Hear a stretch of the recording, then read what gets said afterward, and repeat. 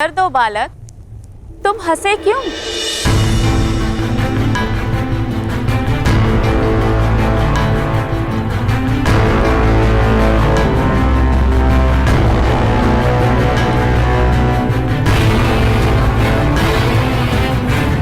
कर्ण, शोर।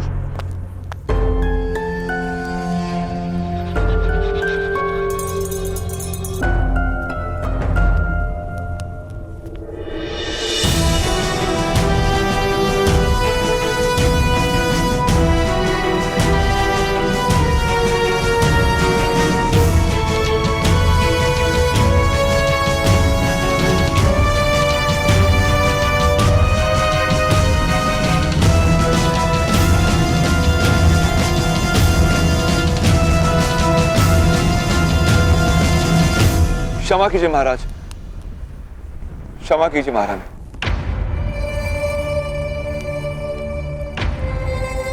चलो चलो। ठहरिए।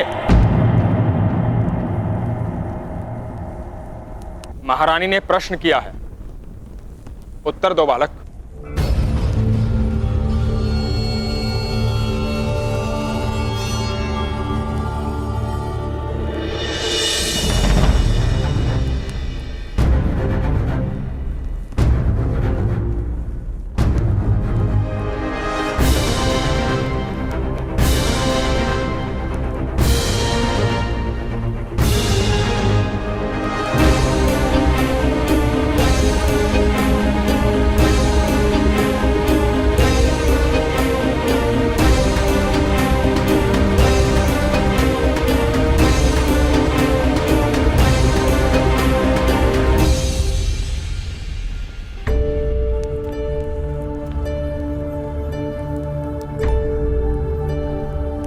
हमारे गांव में एक मध्यम महोदय थे। वो सदा कहते थे कि मैंने युद्ध में 100 शत्रु के हाथ काटे और 100 शत्रु के पैर भी काटे। तो मेरे मित्र वास्तव के पिता ने पूछा कि तुमने शत्रु के मस्तक क्यों नहीं काटे? तो मध्यम महोदय ने क्या कहा पता है? कि वो तो आराम से ही कटे हुए थे।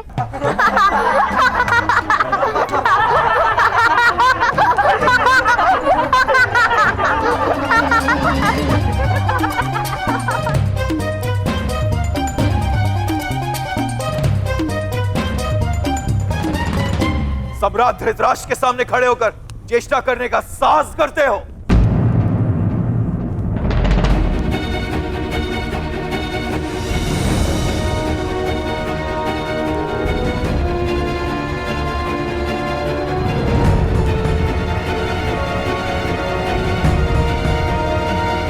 बालक है, उसे हंसने का अधिकार है, किंतु इस प्रसंग का स्मरण क्यों हुआ बालक? क्योंकि ये सज्जन गुफा से बाहर निकले उससे पूर्व मेरे भ्राताश्री ने उन वनवासियों को पराजित कर दिया था।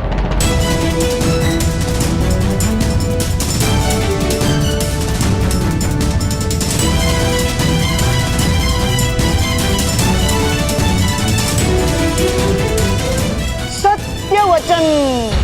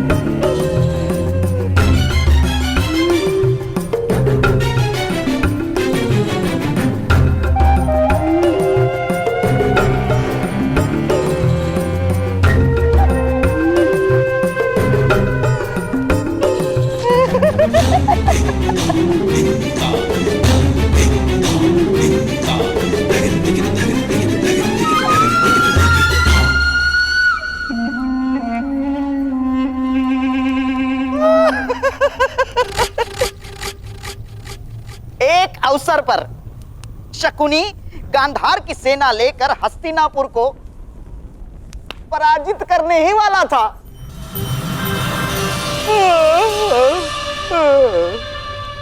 किंतु हमारी निद्रा ही टूट गई।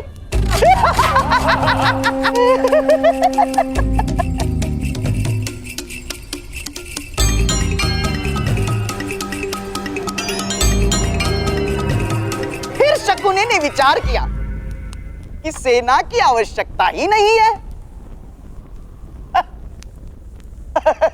क्यों महामंत्री विदुर?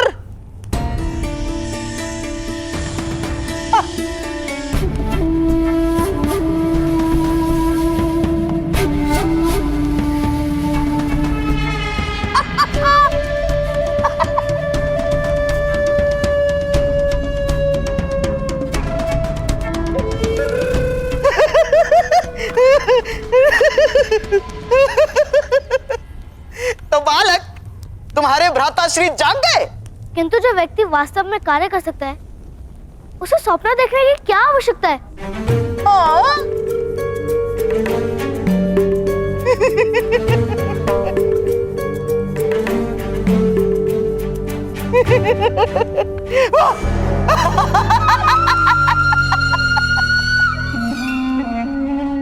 बड़े बुद्धिमान मालूम होते हो, हैं?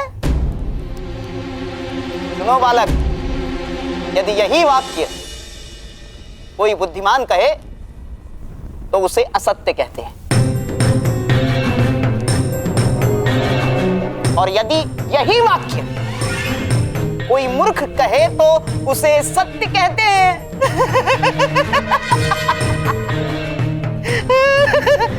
तुम कौन हो, बुद्धिमान कि मूर्ख? मूर्ख अपने आप को मूर्ख नहीं कहता, बुद्धिमान अपने आप को बुद्धिमान नहीं कहता।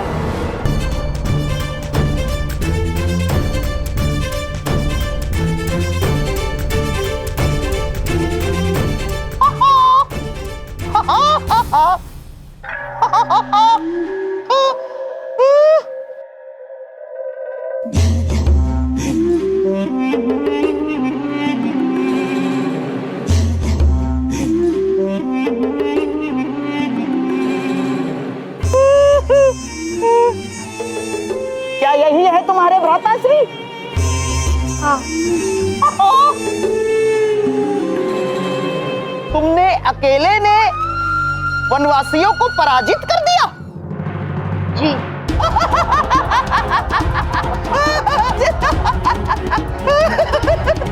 अकेले पराजित?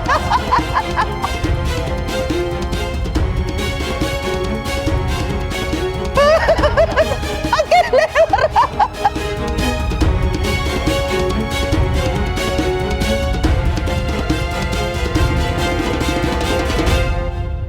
राजा के सामने असत्य बोलने का दंड जानते हो?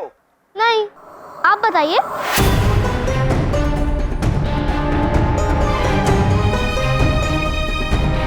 आगे आओ बालक। तुमने हमारे सेना नायक पर आरोप लगाया है कि उसने वनवासियों को पराजित नहीं किया। यह भयंकर आरोप है। आगे आओ। क्षमा कीजिए महाराज, क्षमा कीजिए।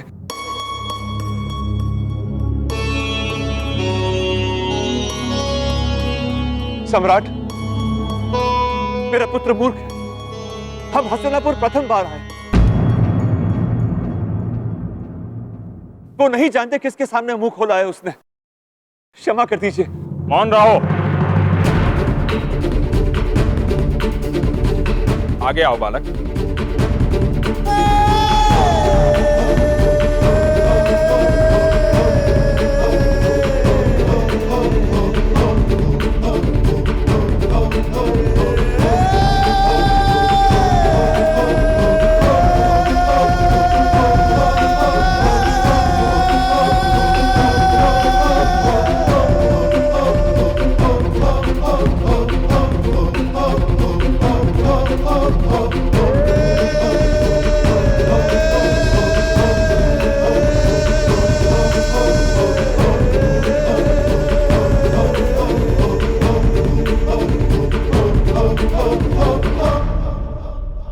यदि तुमने हंसने हंसाने हेतु असत्य बोला है तो महाराज तुम्हें क्षमा कर देंगे। मैं असत्य नहीं कह रहा हूँ। मेरे भ्राता ने उन वनवासियों को धनुष से पराजित किया था।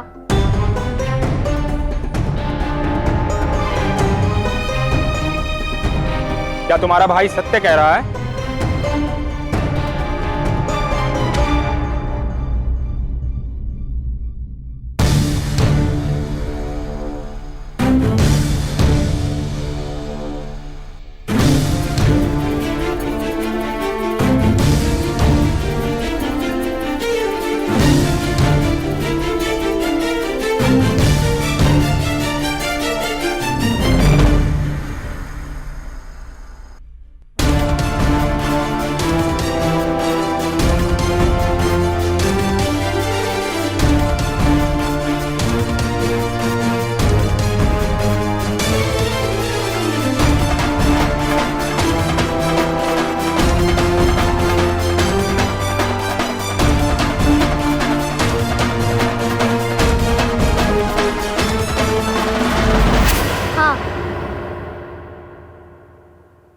हम कभी असत्य नहीं बोलते।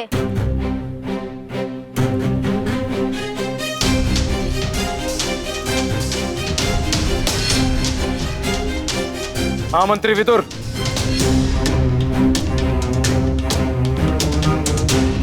कितने वर्ष का है ये बालक? 9-10 वर्ष का प्रतीत होता है महाराज।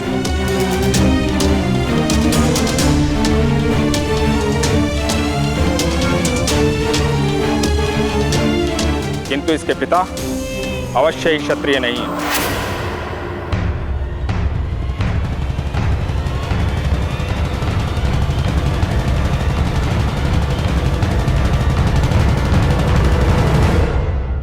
कौन सी जात के हो सज्जन?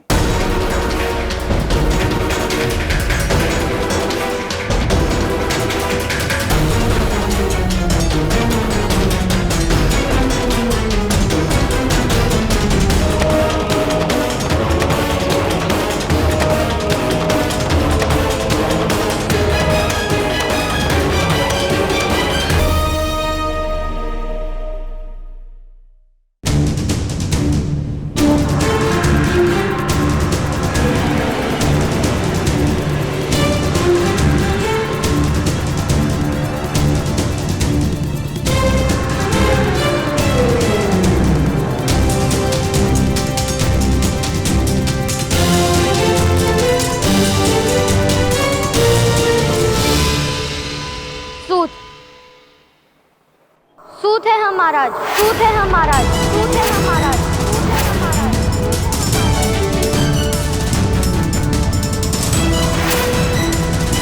सूत है हम महाराज।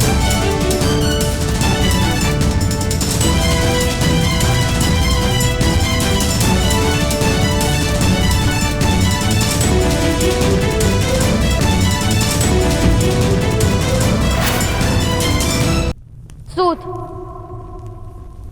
सूत है हम महाराज।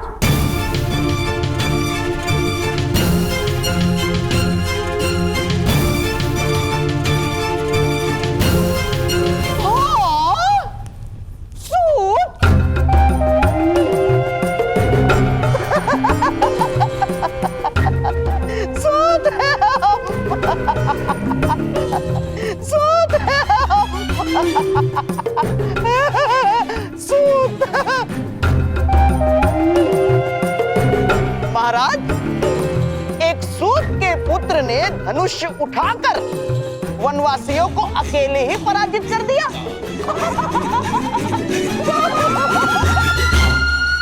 ये तो बड़ी आश्चर्य की बात है महाराज, है? इस बालक की परीक्षा तो करनी ही चाहिए।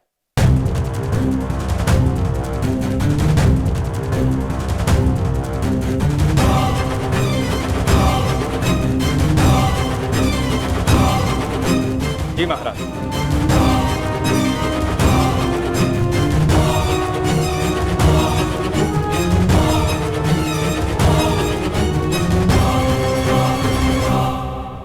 सेनानायक मदनजय, अपना धनुष बालक को दीजिए। किंतु महामंत्री विदुर,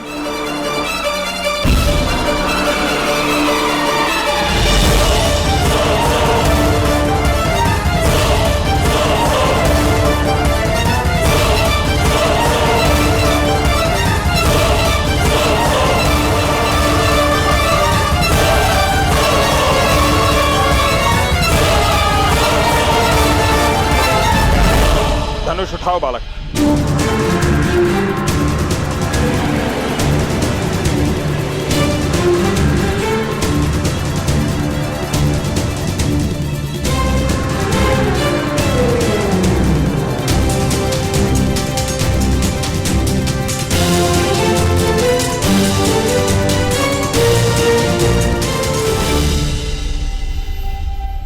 क्षमा कीजिए, मेरी माता का आदेश है कि मैं धनुष को स्पर्श ना करूं।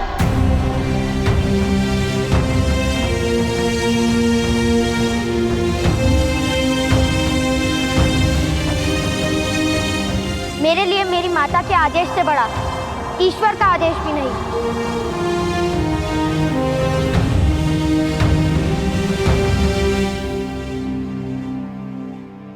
तुम्हारा समर्पण प्रशंसा के योग्य है, किंतु महाराज के आदेश के सामने तुम्हारी माता को अपने आदेश में परिवर्तन करना होगा।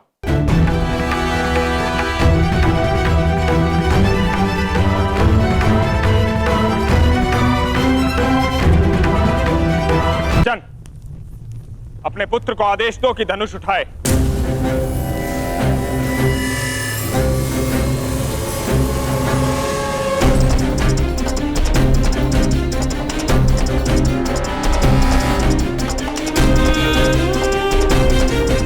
धनुष उठाओ और मेरे हाथों में दो।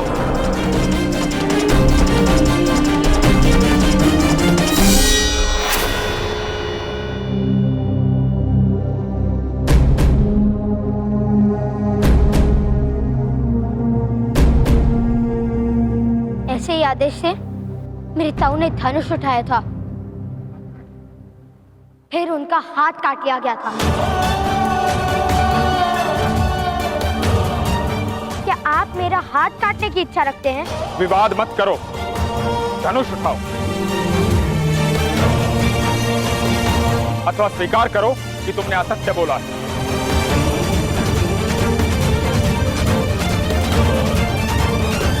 धनुष मैं उठा नहीं सकता और असत्य बोलने का दंड आप मुझे नहीं दे सकते, किंतु मैं जानता हूं दंड मुझे अवश्य प्राप्त होगा, कारण चाहे कोई भी हो। असत्य बोलने का तो दंड मिलेगा। सैनिकों,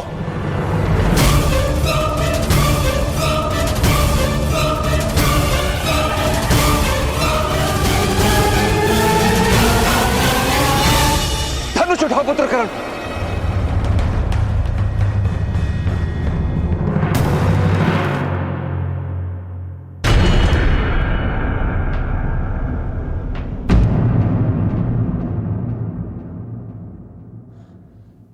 तुम्हारी माता का आदेश है।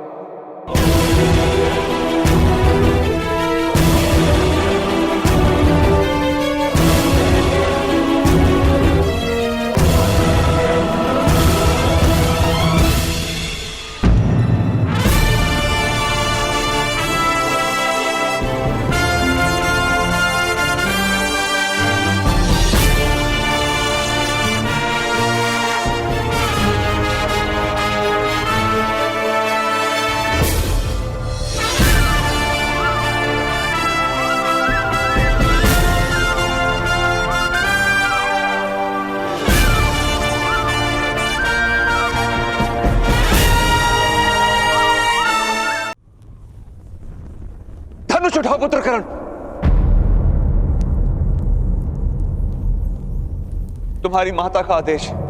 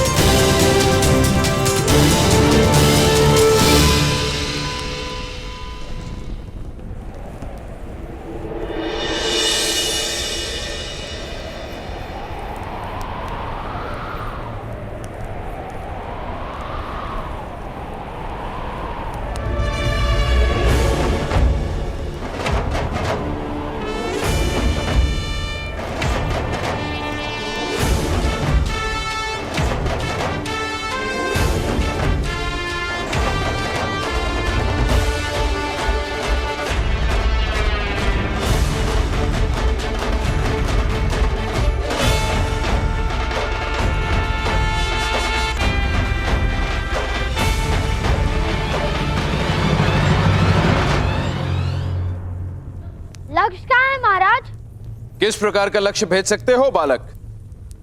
ठहरा हुआ, चलता हुआ या फिर दौड़ता हुआ? उड़ता हुआ।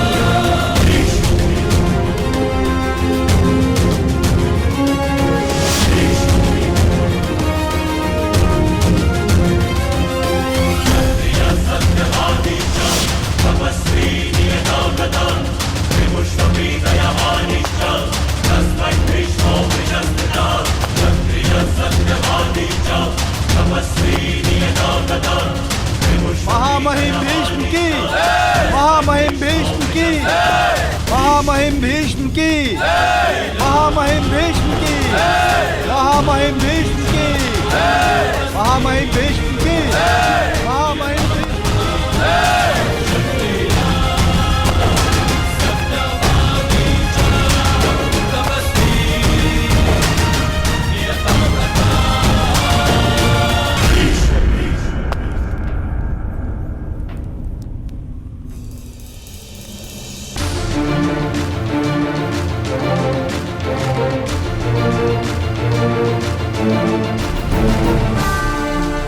महामहिम भीष्म, एक सूत ने इतने लोगों के सामने धनुष उठाने का अपराध किया है।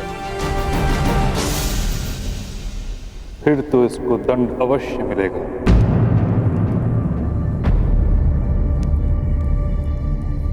मदनजय, क्या ये वही बालक है जिसने वन में भी धनुष उठाया था? हाँ महामहिम, और इसने अनेक वनवासियों पर प्रहार भी किए थे। फिर तो घोर अपराध हुआ है सेनानायक मदनजय। जी महामहिम भीष्म, अब आप ही न्याय कीजिए। न्याय तो महामंत्री करेंगे। वन में समाज नहीं होता, और जहां समाज नहीं होता वहां समाज के नियम नहीं होते। और ना ही अपराध होता है।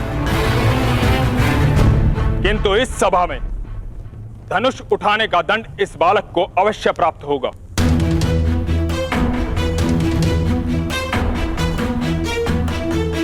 भ्राता विदुर, अगर अनुमति हो तो दंड मैं निश्चित करूंगी।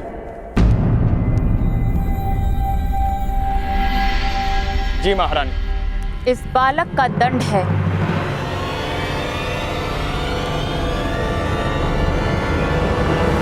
कि आज भोजन में इसे पूरे 7 लड्डू खाने होंगे।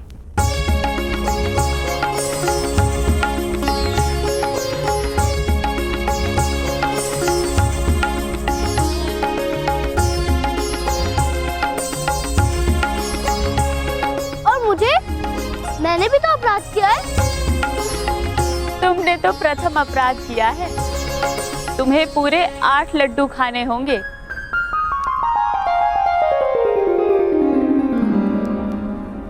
आपको हस्तिनापुर में वास करने की अनुमति है। आप भूगत ग्राम में जाकर बस सकते हैं सज्जन, किंतु हस्तिनापुर में कुरुओं की परंपरा का पालन करना होगा। सारी परंपराएं अच्छे से जान लीजिएगा।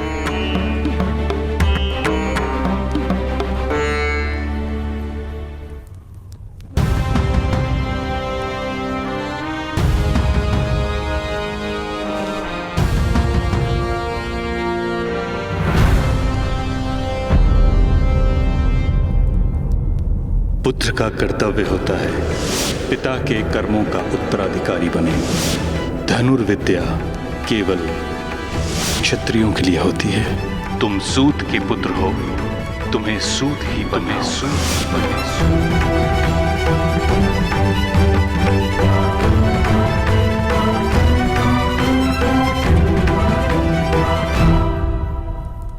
क्या आपको परंपराओं का विस्मरण हो रहा है? कर्ण,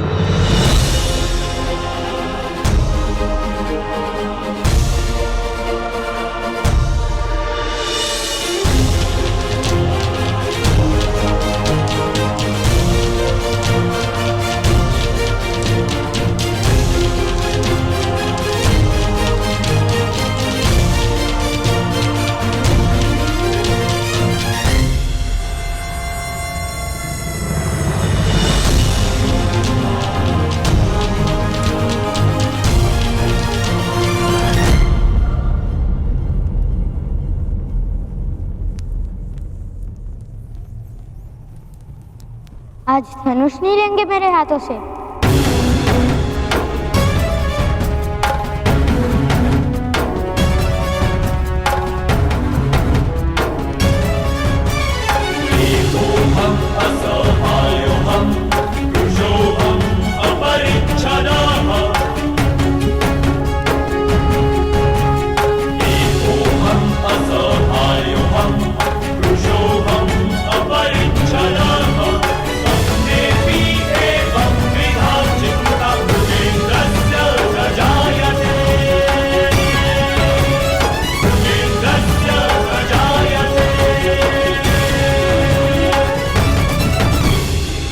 आज के पश्चात तुमसे धनुष लेने की आवश्यकता नहीं पड़ेगी, ऐसी आशा करता हूं।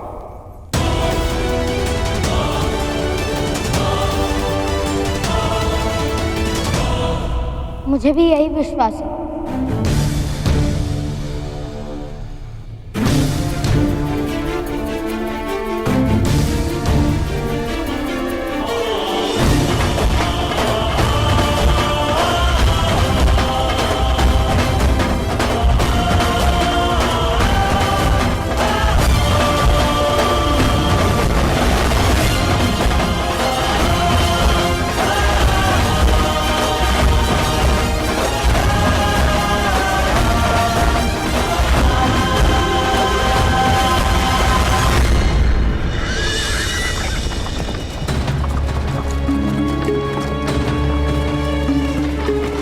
पुत्र कर्ण, हस्तिनापुर की व्यवस्था पर प्रश्न उठाना उचित नहीं था। किंतु पिताश्री, मैंने तो उनकी परंपरा का पालन किया है। महामहिम विष्णु ने वन में मेरे हाथों से धनुष ले लिया था, ये कहकर कि सूतों को शस्त्र उठाने का अधिकार नहीं। तो मैं हस्तिनापुर में धनुष कैसे उठा सकता था? इसलिए मुझे धनुष लौटाना उचित लगा। पिताश्री, वो क्या है?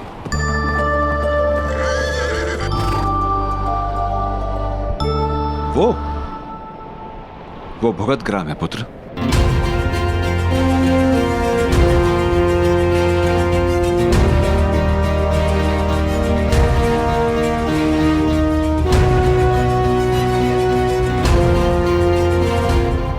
ग्राम है तो आवास कहाँ है पिताश्री? गांव के नाम से जान नहीं पाए तुम? भूगल अर्थात भूमि के अंदर, उस पर्वत के अंदर आवास है। एक बहुत बड़ा समाज रहता है, सारे सूत और सूत से भी निम्न जात वहां वास करते हैं। क्या सूतों को भूमि पर वास करने का अधिकार नहीं पिताश्री?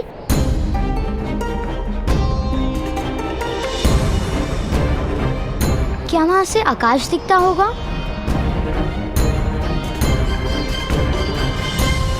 या हमें आकाश देखने का भी अधिकार नहीं?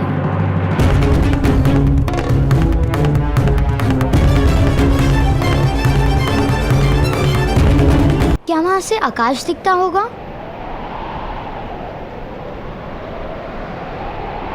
या हमें आकाश देखने का भी अधिकार नहीं?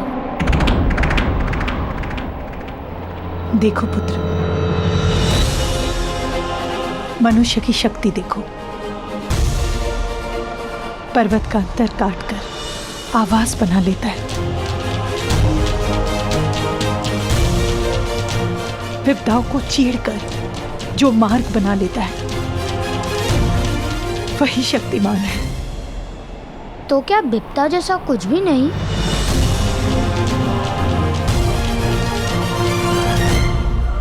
यहाँ पुत्र,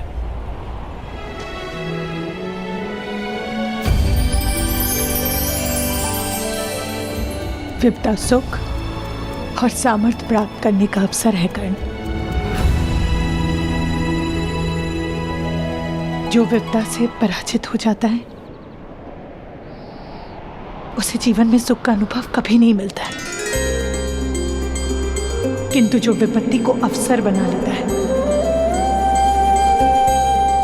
सुख उसी को मिलता है।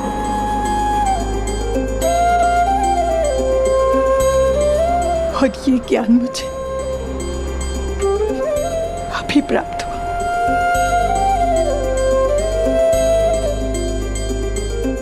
अगर पहले प्राप्त होता तो जीवन के कई वर्ष सुख से भर जाते।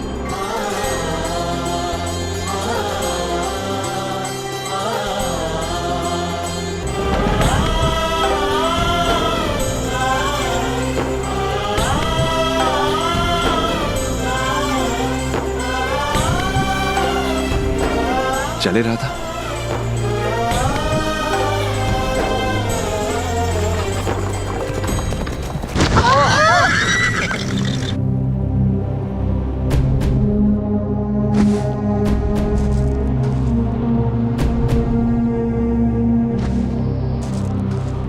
कौन है? किसने यहाँ मार्ग पर गड्ढा निर्मित किया? कौन है? सामने आओ, युद्ध करो मुझसे। शोण, क्या कर रहे हो? विपत्ति का अवसर बना रहा हूँ पिताश्री। प्रथम रथ से वस्तु उतारो, अन्यथा विपत्ति में संपत्ति चली जाएगी। चलो।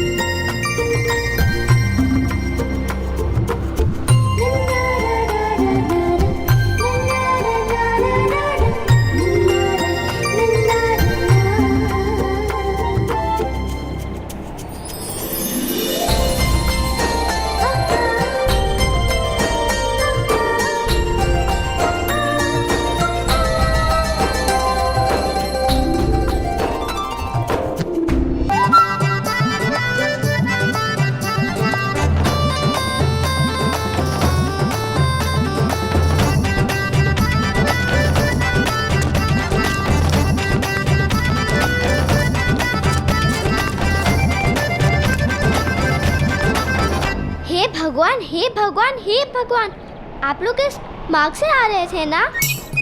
और आपका रथ मार्ग पे ऐसे रुड़क रुड़क के चल रहा था कि वो गड्ढे में गिर गया ना? तुमने किस प्रकार जाना? हमने वहाँ से देखा कि आपका रथ गड्ढे में गिर गया। आप सब सुरक्षित तो है ना? किसी को कोई घाव तो नहीं हुआ? हाँ, हम सब स्वस्थ हैं। केवल हमारा रथ अस्वस्थ है। जिसने भी ये गड्ढा निर्मित किया है उसके तो प्राण ले लूंगा मैं। विपत्ति को अवसर बनाना जानता हूँ मैं। अवश्य। माता महोदय, आप रहने दीजिए। मेरे मित्र जाके सारी वस्तु निकाल आएंगे। आप अतिथि है ना? उत्तम, वामिल, जाके रथ में से सारी वस्तु निकाल आओ। यदि आपको रथ का पहिया बिठाना है तो मेरे पिताश्री बहुत बड़े प्रसिद्ध रथ कर्मी हैं और भुगत ग्राम के सूतों के नेता हैं। शीघ्र ही आकर रथ को ठीक कर देंगे। केवल 2 मुद्रा दाम में लेंगे। उसकी कोई आवश्यकता नहीं है। मैं भी रथ निर्माण करता हूँ, स्वयं कर लूंगा। नहीं, आपके पास सारे साधन नहीं होंगे। मैं कहूँगी पिताश्री से, अगर 2 मुद्रे अधिक है तो 1 मुद्रा में ही आपका कार्य कर देंगे। मेरे पिताश्री मेरी बात अवश्य मानेंगे। आप स्वस्थ होकर बैठिए। कितनी प्यारी है ना? क्या नाम है तुम्हारा? वैशाली। और तुम्हारे पिताश्री का? सुदृढ़भान।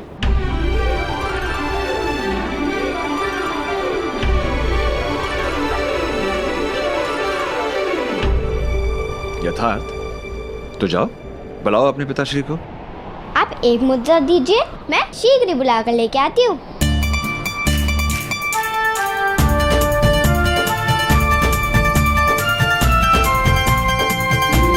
अच्छा, मिट्टी वाले हाथ। तो ये गड्ढा इसने निर्मित किया है।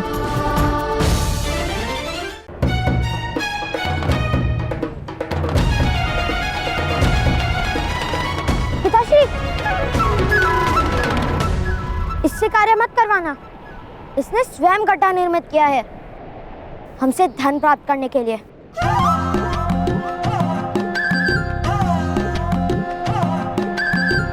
नहीं, मैं ऐसा क्यों करूंगी? ये तो मिथ्या आरोप है। मेरे पिता के पास धन नहीं है क्या? विश्वास कीजिए मेरा, मैं कोई चोर नहीं हूँ। केवल सुविधा के लिए प्रथम मुद्रा मांग रही हूँ। यदि आप कहेंगे तो आपकी सारी वस्तुएं भी मेरे मित्र गांव तक पहुँचा देंगे। कोई आवश्यकता नहीं। आवश्यकता है पुत्र।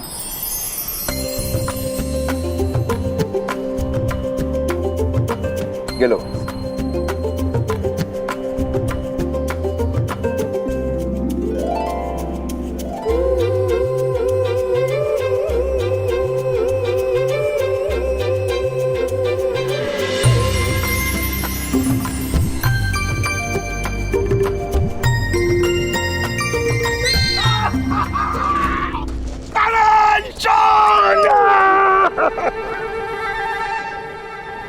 नमस्कार अधिरथ।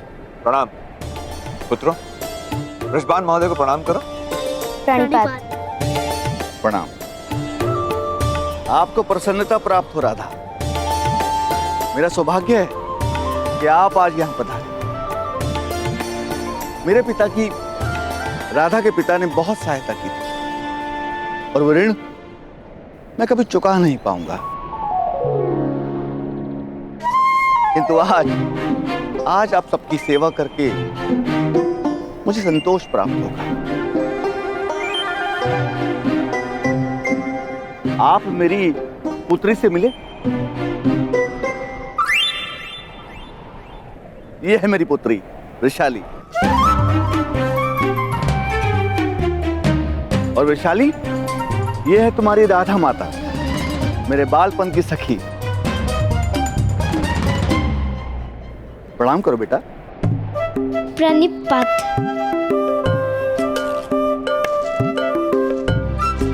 ये क्या हुआ? ये लड़की हुई ताऊ। आश्चर्य, यहाँ तो कोई गड्ढा था ही नहीं।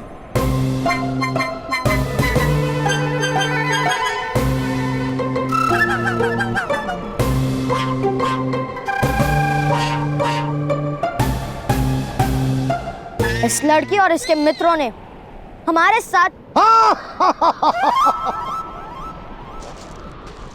इस लड़की और इसके मित्रों ने तुम्हारी सहायता की है ना?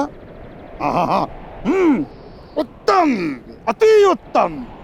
चलो अब सारे मिलके इस पहिए को गड्ढे से निकालते हैं। निश्चिंत रहिए, आप सब प्रस्थान कीजिए। ये युवक अन्य युवकों को लाएंगे और ये रथ ठीक करेंगे, ले आएंगे। उत्तम। वैशाली, बालकों, वस्तु उठाओ और साथ चलिए।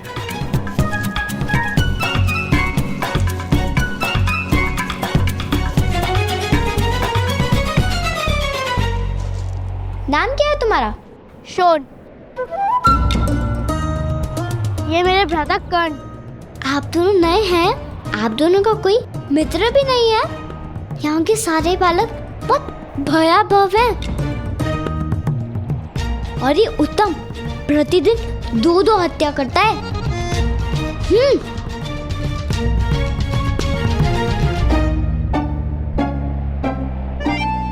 यदि आपने इस घटी के विषय में पिताश्री से कुछ भी कहा तो स्मरण नहीं, आप दोनों की मृत्यु हो सकती है। चलो मित्रों, उठाओ सब।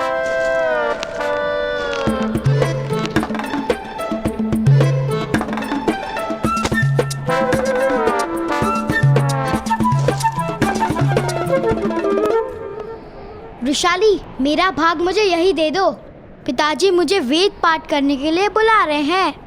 पहले ऊपर तक आओ, तभी तुम्हें अपना भाग प्राप्त होगा। नहीं, वहाँ तक इतना भार उठाकर ऊपर तक नहीं आ सकता। तो पहले क्यों नहीं बताया कि भार लेकर ऊपर नहीं आ सकते? इसे जाने दो, हत्या करने का समय हो रहा होगा। इसके स्थान पर मैं भार उठा लेता हूँ। इसका भाग हमें दे देना। ठीक है, तुम दोनों सारा भार उठा लो और आधा भाग मैं तुम्हें दे दूंगी। वामन, उस भार को छोड़ो और मेरे साथ आओ। ये है तुम्हारी मित्र वृषाली। और मित्र वृषाली हमारी नेता है, बहुत भयानक है। अगर उसकी बात ना मानो तो ऊपर से पत्थर फेंककर मारती है।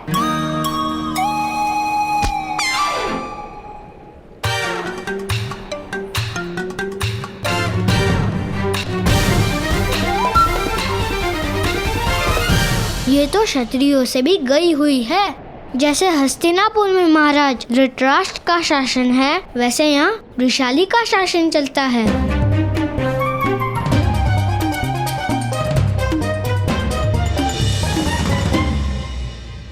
जब से हस्तिनापुर में महाराज पांडु का शासन बदला है, प्रतीत होता है कि पूरे साम्राज्य पर दुर्भाग्य विराजमान हो गया है।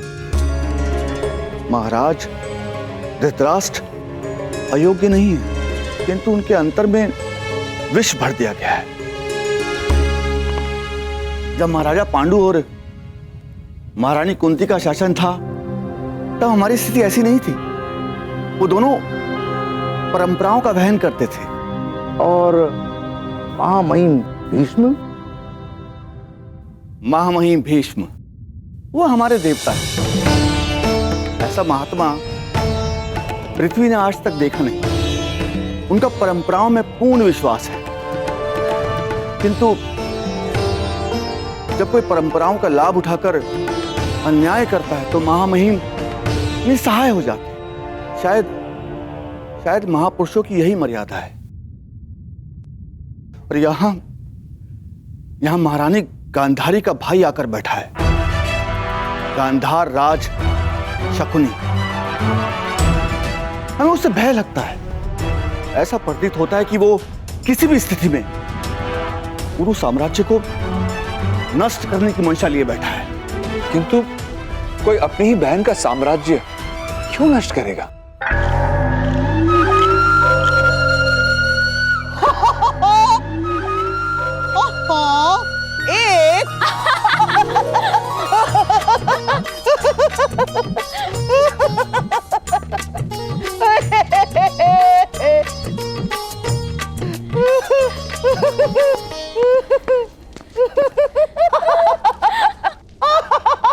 गांधारी!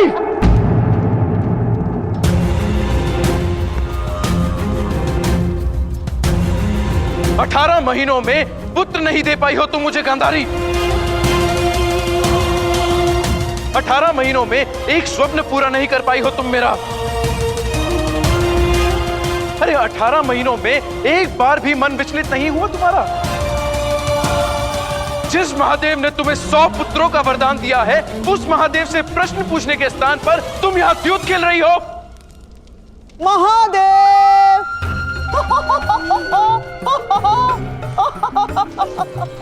महादेव! महाराज के स्वप्नों का जन्म कब होगा महादेव? महादेव उत्तर दीजिए, उत्तर दीजिए महादेव। चेष्टा कर रहे हो शकुनी? चेष्टा?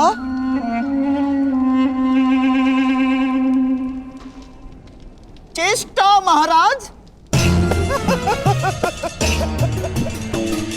नहीं महाराज नहीं। जिस दिन महामहिम ने गांधार से मेरी बहन के लिए आपके विवाह का प्रस्ताव लाया था, उसी दिन से मैंने चेष्टा करना छोड़ दिया है महाराज।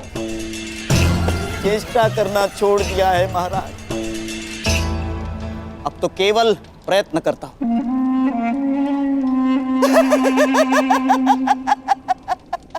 केवल प्रयत्न, आपके सुख और सुविधा का कारण बनने का प्रयत्न करता हूं महाराज।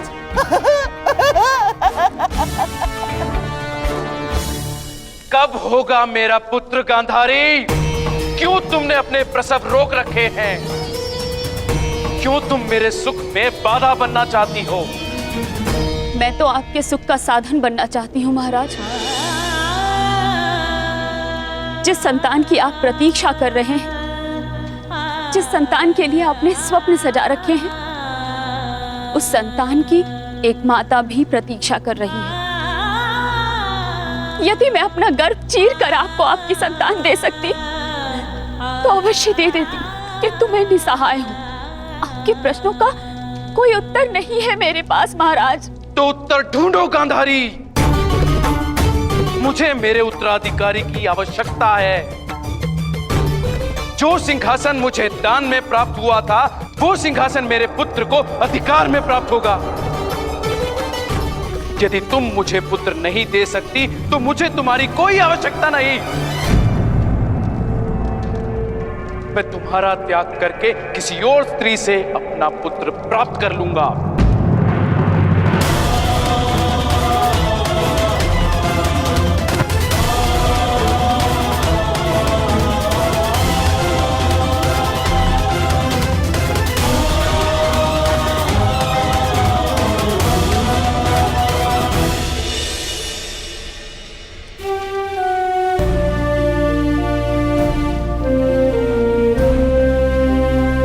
हस्तिनापुर वालों को विस्मरण हो गया है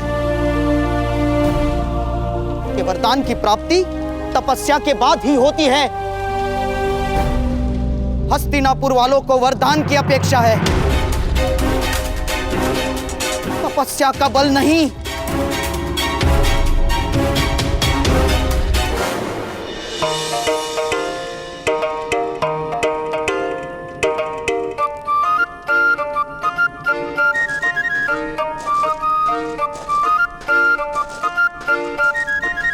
लाओ, हमारा आधा भाग दो।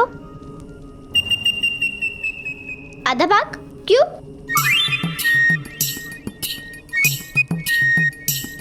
तुमने तो कहा था कि हम सामान ऊपर लाएंगे, तो तुम हमें आधा भाग दोगी? दो?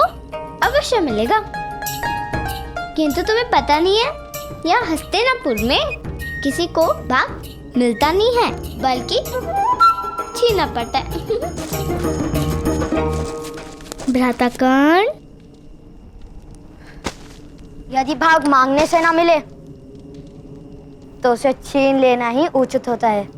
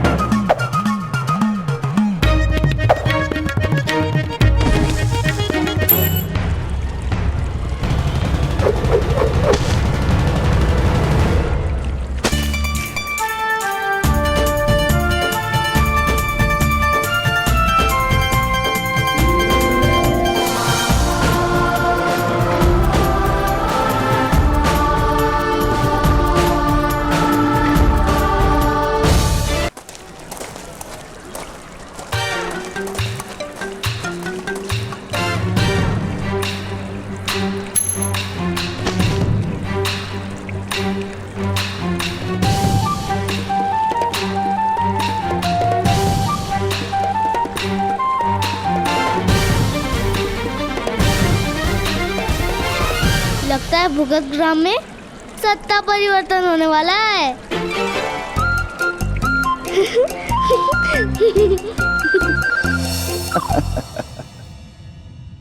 अधिरथ महोदय, हम जैसे दरिद्र लोग संबंधों में विश्वास रखते हैं और जिनके पास सत्ता होती है उन्हें संबंधों से क्या, वे लोग सत्ता में ही तृप्त रहते हैं। यार छोड़िए, हमें इनसे क्या, हम बड़े लोगों की बड़ी बातें।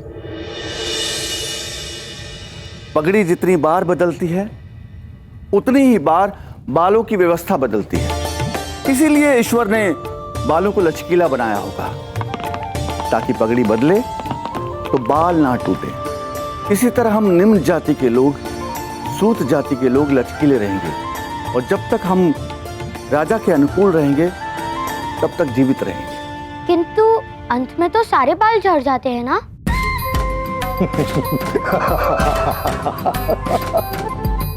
तो पगड़ी को क्या अंतर पड़ता है? बहुत बुद्धिमान हो तुम वैशाली। इसे कहते हैं बुद्धि और जिसे तुम समझती हो उसे कहते हैं दुर्बुद्धि, समझी? अब कर्ण और शोण इस गांव में बसने आए हैं, उनसे कुछ सीखो। अधिरथ महोदय, आपको चिंता करने की कोई आवश्यकता नहीं है। आपको हस्तिनापुर में कोई असुविधा नहीं होगी। चलिए चलते हैं राज सेवक के पास और उनसे आपकी कार्यशाला निर्मित करने के लिए अनुमति मांगते हैं। कार्य करने के लिए अनुमति लेनी पड़ती है? अवश्य, राम उनका है, राज सेवक हैं वो। यहाँ कौन व्यवसाय करेगा कौन नहीं, ये निर्णय करना उनका अधिकार है।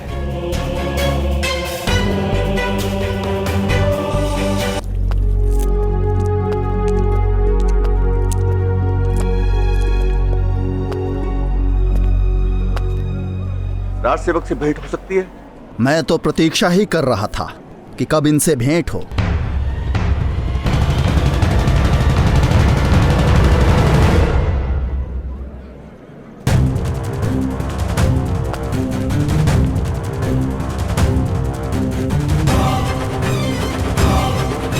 क्योंकि ये सज्जन गुफा से बाहर निकले उससे पूर्व मेरे भ्राताश्री ने उन बदमाशियों को पराजित कर दिया था। हाँ, हम कभी असत्य नहीं बोलते। आपका स्वागत है इस गांव में। कहिए सूत महोदय, क्या आशा लेकर पधारे हैं? रक्षक महोदय, हम महामंत्री की आज्ञा से आपके गांव में निवास करने वाले हैं। आपका इस गांव पर अधिकार है। हमें रथ निर्माण करके बेचने की अनुमति दीजिए कृपा करके। राजसभा में हमारा सम्मान होने वाला था।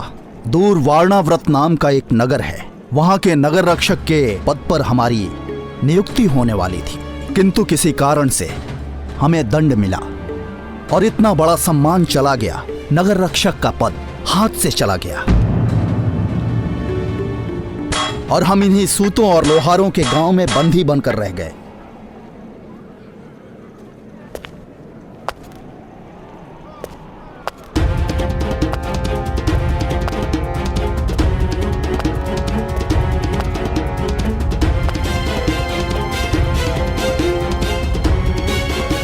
आपके पुत्रों के कारण हमारी सारी आशाएं धूल में मिल गई। अब हमारे कारण आपकी आशाएं राख हो जाएंगी। आपको मेरे गांव में कार्यशाला आरंभ करने की अनुमति नहीं है। और एक बात सुनिए, हस्तिनापुर में सूतों के निवास के लिए बस एक ही गांव है, अन्यत्र कहीं आप वास भी नहीं कर पाएंगे। हस्तिनापुर का त्याग करना होगा आपको।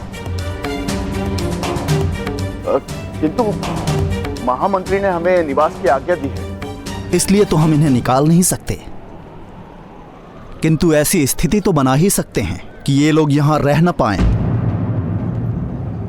जाइए।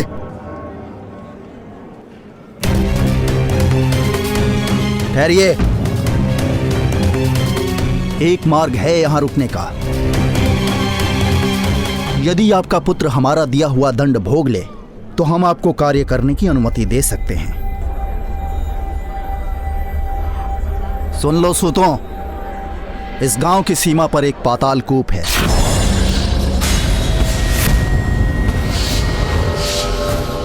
और उस कुएं में जल नहीं है।